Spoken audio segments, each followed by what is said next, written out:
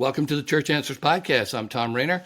I am joined by the president of Church Growth Services, Mike Stadelmayer. Mike, welcome back. Always glad to have you on this podcast. And most of the podcast listeners, or those who are watching on YouTube, will be watching or listening to these consecutively. Some of them may take one or the other, depending upon their level of interest in a particular area. But we've introduced you to the Church Answers audience many times, but let me just say it again. Welcome back. Man, it's great to be here. And hi, Church Answers family. Love to be a part of the family. Absolutely. Tell them where you are, Mike. I know it's Indiana, but you tell them. Yeah, we're in northern Indiana, in Elkhart, Indiana, and been here for a little over 6 decades, where Church Growth Services has been serving the local church. So love it. Quite a track record. Just thinking about northern Indiana makes me cold for some reason. I don't know why. It's the RV Hall of Fame here, Thom. So when you're ready to retire and buy an RV, it's coming from Elkhart. Well, I can tell you one thing. When I'm ready to retire, it won't be with an RV, but I thank you for the opportunity anyway. I'll find me a 4-star hotel. I won't do the 5-star, but I'll do the 4-star hotel when I am on the road. Mike, we're taking 3 episodes of the Church Answers podcast, and we're talking about different aspects of funding for. We talked about deferred maintenance in the first one. Now we're going to be talking about debt reduction in the third one, what many people think about when they think about raising funds within a church, which is a new building. But what I love about the angle that we are looking at is how you're talking about how there's great hope in these. Many times if someone has deferred maintenance, they say, oh, we got a terrible situation. Or if they have a lot of debt, they're saying, oh, we got a challenging situation. Even if they need to build a new building, oh, this is going to cost so much. What we want to do is to let them know that God is working in many of these churches, and you see it firsthand, Mike. You're on the front row of all this, and a church comes to you with a half-century plus experience in this area, and they say, what are we going to do? Every time you have a great discussion. So talk to us a little bit about the area of debt reduction, because I bet 90% of our listeners and viewers have never done a debt reduction campaign. So talk to us about it. Yeah, Thom, first of all, I pastored a church, and when I moved there, they were financially underwater. Mm-hmm. They had a lot of debt. They had shrunk over the years. And having pastored in that environment, every single week, you'd get up on Monday and say, okay, how was the offering? Because you wanted to know if you had any money to spend for ministry, because debt was taking up so much of the operating budget. Right. And it was like trying to do ministry, and you're all tied up because there's no room to move, and it was so frustrating. Every time we talked about a new ministry initiative, the first question one of the board members would ask us, "So how are we going to pay for that?" And I tell you, after 2 or 3 years of "So how are we going to pay for that?" I was really frustrated. I can imagine. So, Pastor, if you're living under a debt load, I want you to know I've walked that journey, and it can be really frustrating, but there is hope on the other side of that. And God sets us free from that debt through sometimes these generosity initiatives.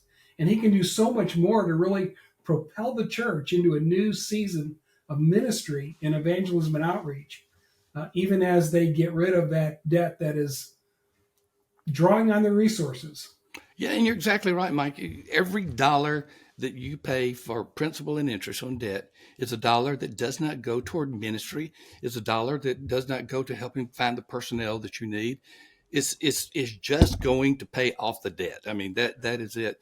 And so when these people come to you and they say, Mike, I don't know if we can raise funds for this. You've probably never heard of it, but we're going to do it. We need to pay off debt. And Mike's probably smiling and saying, I've done this a few times because you've been in the business a while. But give us a story or two about it, Mike.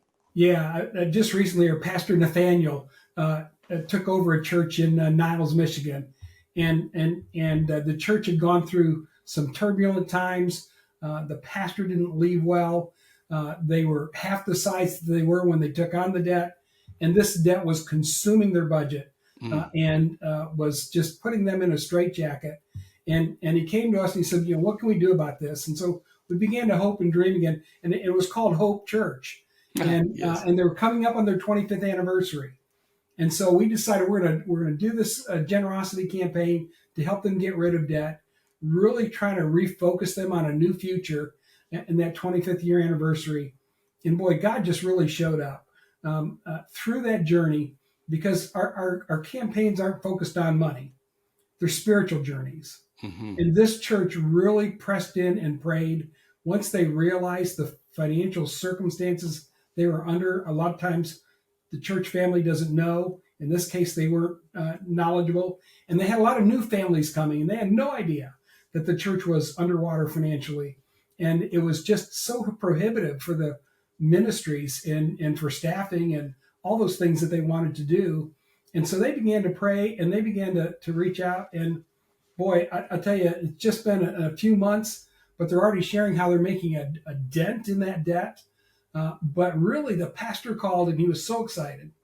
He said, right after we celebrated the results of the campaign and our 25th anniversary, and the campaign was called Hope Again for Hope Church, and it worked really well. It was just Pastor Nathaniel led great, and that team just took great instructions and helped implement the campaign with excellence with our team working with them. And he said, he says, but something more significant has happened besides just the huge amount of debt we're getting rid of in big chunks now because of this campaign. He said, we were doing a new initiative after this prayer and spiritual journey we've just been on in the campaign. And we were hoping this was kind of like an Awana thing or agape or something like that. And he goes, we were hoping to get 35 people to sign up.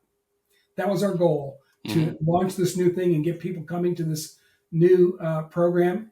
And he goes, lo and behold, over 100 signed up. That's incredible. And he said, this is something we did. This is the overflow of the spiritual journey our congregation went on in believing again for God to do something significant in their church, because they felt like they were getting out from underneath that burden and able to do what God had called them to do in that community again. Mike, in our previous episode, and if you did not listen to it or view it, I encourage you to go back. And it was about, where do you get funds? Where do you find hope when you have a lot of deferred maintenance in your church? That particular church that we referred to, and we have a link to all the churches we'll be talking about in the show notes, but that particular church was a larger church. It sounds to me like Hope is a smaller church. I mean, you deal with churches of all sizes. I just want to make sure that our listening and viewing audience understands that this is not a size constrained issue. It can be from the small to the large, to the very large, to the medium. So tell us about Hope in terms of just broad parameters of how big it was. Yeah, Hope was probably around 300 or so, whereas that's a pretty large church, a couple thousand. So still wasn't a bad sized church, but that was about half of what they were before the pastor left and they had some issues. And so they had plenty of facility, but they were drowning financially, and it was constraining all of their ministries. And really just, if you've lived under that, like I did with one of my churches, it's just a constant pressure point because you're always trying to figure out how to fix something, how to fund something, because you're always feeling like you're feeding that debt and that interest and everything. And like you said, when you got a $10,000 a month payment or $20,000 a month, imagine how many diapers that could buy for the local pregnancy center. Imagine what you can do in children's ministry if you had an extra several $1,000s a month to invest in the community. Imagine, all the different areas from outreach to ministries and impacting the community that you can do. And often that's part of our focus. If we had that $25,000 a month, let's dream again what we could do in terms of ministry when we get this off our back, and not raise an extra dollar, just resource new ministries from the generosity the church is already giving to the church. I love it. And so, so this was a church that went from sounds like somewhat of a dire need. We're in debt. We don't have money for much of anything other than this, a few other things, but we really don't have the funds that we need to be doing ministry or getting the right staff. And they had this debt reduction campaign. Is a debt reduction campaign significantly different in process than the others, or is it similar focus, just a different type of fundraising? It's similar in terms of process, but it's a little extra work, especially on the front end in casting vision. Mm-hmm. Because when you're casting vision for that new wing and you have all those pretty pictures, it's a lot easier. You have to work harder at the vision piece at the front end to help people see that this is worth investing in and help them get excited again Mm-hmm. because it's not quite as exciting. And one of the things that we do, Tom, whether it's deferred maintenance or debt reduction or a new building, is we do a free financial analysis that lets them know what they can raise in a campaign. And Okay. I think we have that link in there as well. If they click on that link and do a simple one-page questionnaire, we'll get back with them and tell them what they could raise so that they can see what kind of money they could apply towards debt reduction or towards that deferred maintenance Oh, that's great. project. So look in your show notes for the link for this calculator. It's a free calculator to determine how much you can raise. Also, we have links for each of the churches that we're noting in the deferred maintenance and the debt reduction and the new building of each of these episodes.